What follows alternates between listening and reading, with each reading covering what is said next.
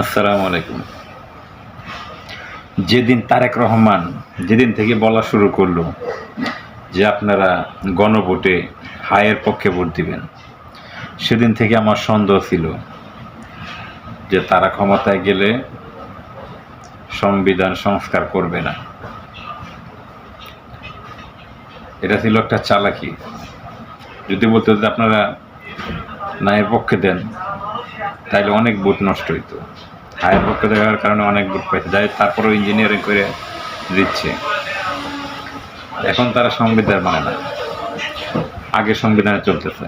যদি আগের সংবিধানে চলতে হয় তাহলে 26 সালে কোনো নির্বাচন নাই, খাম্বা পরে থাকতো লন্ডনে, আর শিলংয়ের দিন পরে থাকতো শিলংয়ে। আর খালদা যে মরণটা হইতো জেলখানার ভিতরে।